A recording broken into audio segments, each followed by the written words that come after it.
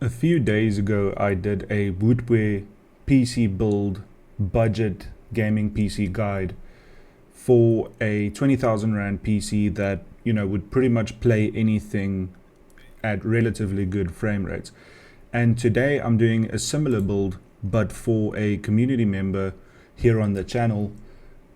Let's try and pronounce this. Kagami Spooks. I doubt it. Anyway, he asked, please try and make an AM5 build for 15 to 20,000, including RAM. Also, you can go some used. So for this video, I'm going to go just new, and then maybe I'll do another video where I go used as well. I asked him, what do you want to play on it? And he said, Counter-Strike 2, Forza 6, the new Forza game, Minecraft, and he also wants to do some coding and some Blender. So that's the challenge. The budget is between 15,000 and 20,000 Rand. So I split it right down the middle and went with 17,500 Rand. So this is a slightly cheaper PC than the previous one we did, but it's still a workable budget and still something that could deliver fairly decent performance at 1080p or even 1440p in a lot of games. So when you are looking at budget with a build like this, you generally don't want to go expensive on the chassis. And you have a few options, right? You can go something like this, the Antec ARGB, whatever its name is, just a generic ARGB case with glass and so on. And of course you want to filter by low to high when you're browsing for a budget. But this is actually a really good case for the price. It is ARGB, meaning you can change the color of the fans. I doubt that it's going to have variable speed fans. I don't think they will be I think they'll be cheap fans, if I can put it that way. But regardless of that, to have ARGB at 500 Rand is kind of crazy already. It is a mid-tower chassis. Personally, I would probably go for something like this Hunt-Key chassis, because it's a closed chassis. It's not a power-hungry system. It's not going to generate a ton of heat. I would just put this under my desk. That's how I would approach it. Something like this, but it is rainbow RGB. I don't like that. This Cooler Master case is quite nice, and it is ARGB, so there are a few options, right? You can just choose what you like. I'm just going to take the cheapest option because it has some ventilation, and even if it's not a power hungry system, this will handle it perfectly. CPU wise, I have gone for the Ryzen 7500F. Now, this CPU is a 6-core CPU. If you look at the options, you could go for the 8400F, which is technically a newer CPU, but the 8400F has half of the L3 cache, and he did say he wanted to do some 3D modeling and coding, and so the boost clocks on the 7500F are also slightly higher than on the 8400F, and with them being the F SKU, it's not, it's you can't overclock or anything like that, but it won't be super power hungry. So I would go for the Zen 4 CPU. They're both Zen 4, but I would go for the older Zen 4 CPU in this case. Now this does say bundle only item, but we are building a whole PC, so that's irrelevant here. It is a 6-core CPU, but they are both 6-core, both AM4, and very close in price. I would go for this one just because it has a higher L3 cache, and it's boosts slightly higher. It's about 10% more performant than the 8400F, and at only 50 Rand difference, it's a non-starter there. That makes sense. It's going to be relatively powerful. It's going to be fine for Blender. It's going to be fine for coding. I'm coding currently on a 5700X, which is an 8-core CPU, but it is a Zen 3 CPU. So with something like this, it'll match my CPU pretty easily, and I'm making advanced games, so it's more than powerful enough, and it's more than powerful enough for gaming as well, especially at 1080p and even at 1440p. CPU cooler wise, I see now that this says stock coming soon, but there are options. You can just go for something relatively cheap. Again, this is not going to be a power hungry CPU. You can go for something like this from Deepcool, something like this from ID Cooling. But generally you don't have to spend a ton of money on this. Just make sure it supports AM5 and that it is in stock in this case. So we'll just select the deep cool one because it is in stock, but you can choose any of those and they're all going to be fine. Then motherboard wise, again, the choice is made for us based on budget. It's a decent motherboard, you know, it doesn't have a lot of advanced features. It only has 2 DIMM slots, 1 NVMe slot, 1 PCI 16 and 1 PCI 4 lane here, and you know, you can later on add in a Wi-Fi card or something. But for a PC like this, I would probably connect it to Ethernet to begin with. You know, I don't even see a USB-C slot on this, so it's a very basic motherboard, but the budget is the budget, so what can you do?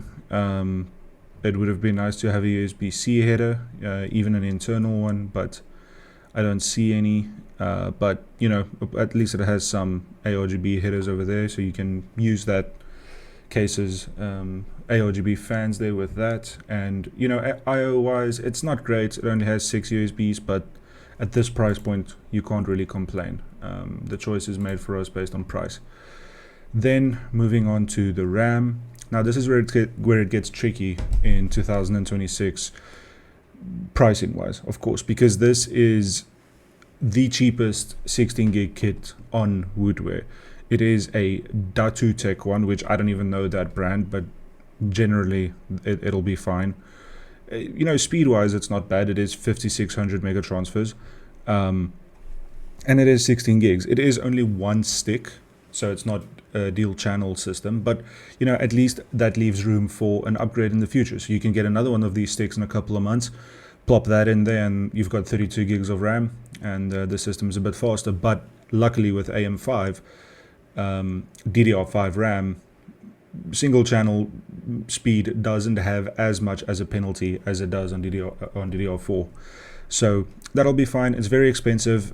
Personally, I would probably go 8 gigs for now and just later on upgrade to 16, but that is going to be maybe a little bit too little RAM. 16 gigs will still do the job. Blender wise, I do personally have 48 gigs of RAM for Blender, but it is DDR4 RAM, so this is not quite going to match that, but it'll be fine, and you'll still be able to do a lot of coding and Blender with a system like this. GPU, the other difficult choice at this price point.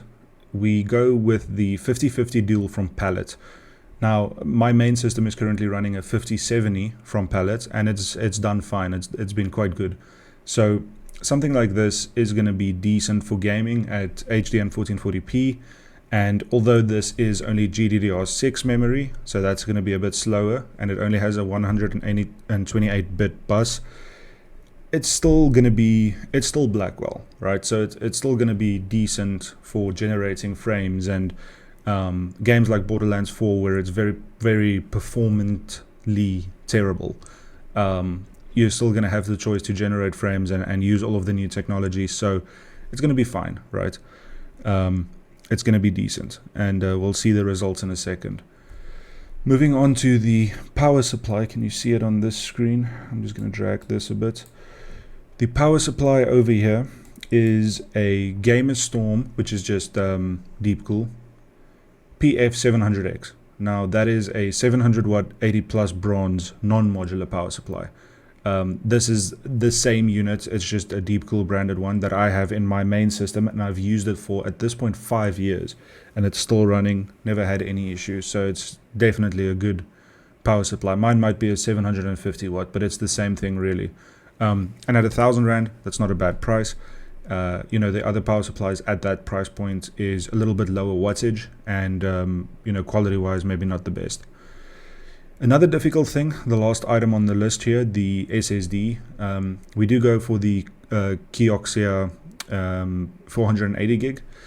It's not the fastest drive in the world, but you know, right now going a terabyte or higher in terms of, you know, solid state storage is just too expensive. So get something like this for now. You don't even use your NVMe slot for now. And then when the prices come down, or when you've saved up a bit more, upgrade that RAM again, upgrade your SSD storage, add an NVMe to it, and at that point it's a really good PC. But as is, it's still going to be really good for gaming.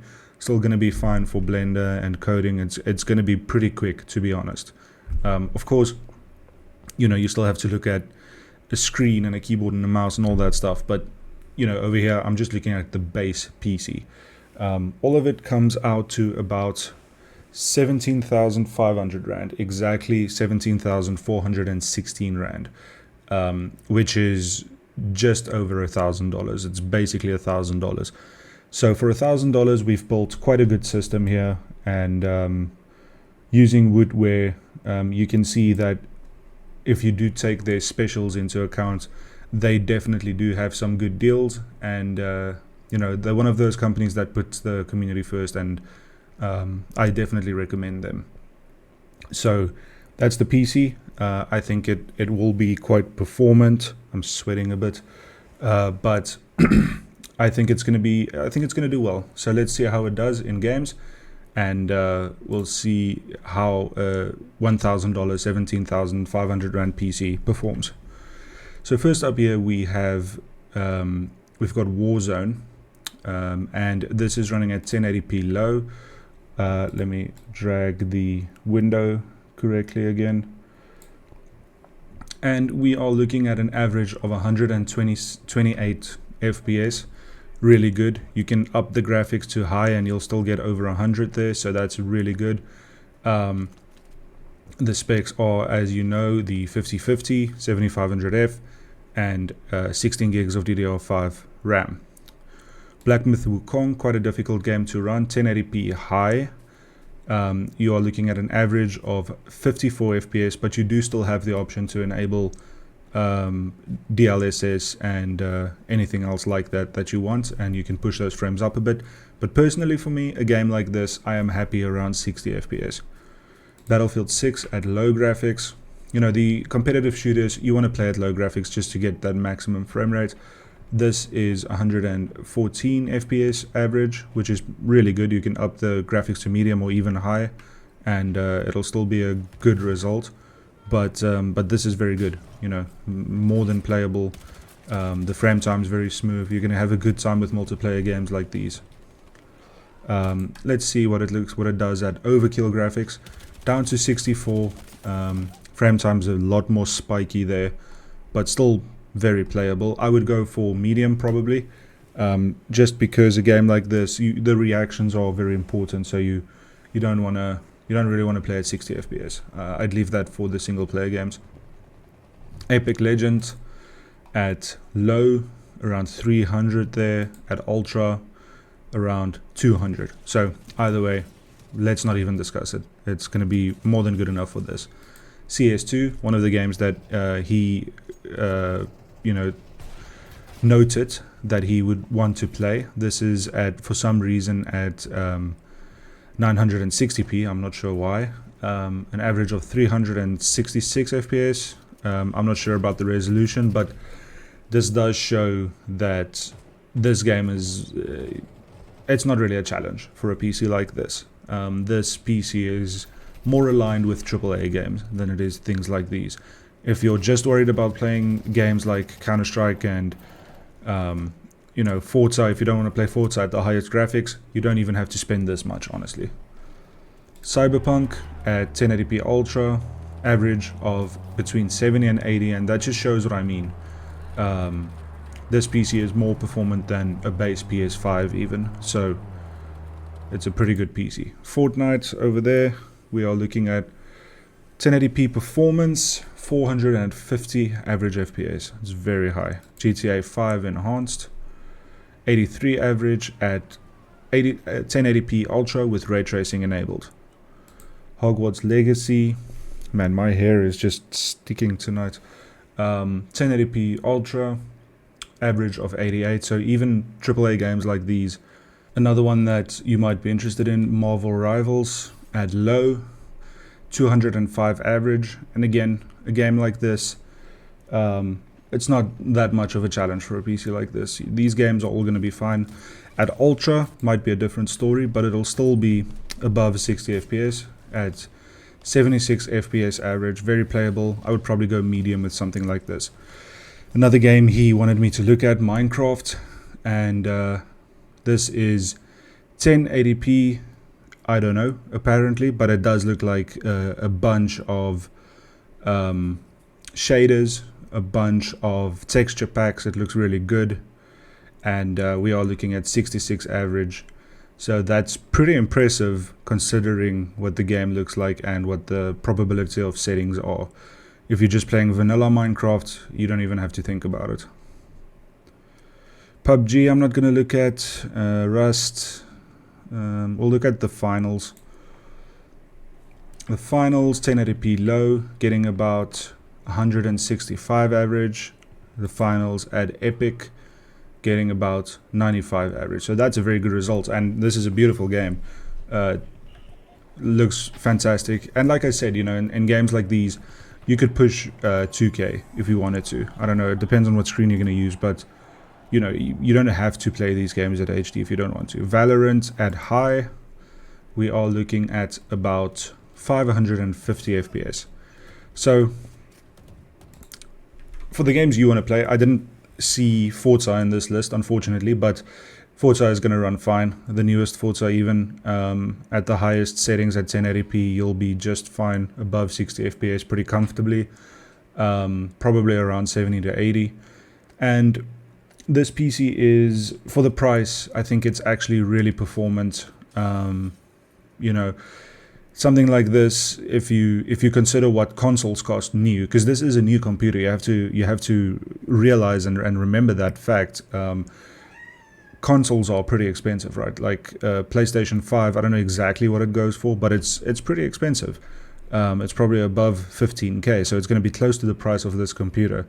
I've seen them for like 18. PS5 Pro, on the other hand, might be slightly more performant than this, but it's a close match, right? And this PC is, like you said, you want to do things like coding, you want to do things like Blender, and a PC like this allows you to do that. It allows you to do work and make money and enjoy games, and it's much more than a console, but it can also game, of course.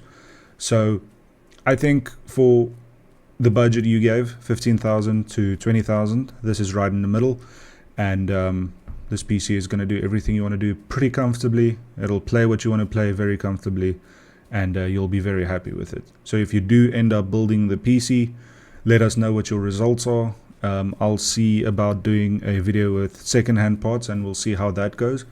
Its second-hand market is very interesting at the moment, especially here in South Africa. So yeah, but yeah, there you go. This video is for you, my friend, and hopefully your build goes well. Let us know in the comments how it goes, if you end up using these parts or not. And for the rest of you, what would you recommend? Would you go with something similar to this, or would you have chosen other parts? And if so, why? Let us know in the comments, and I'll see you all in the next one. Cheers.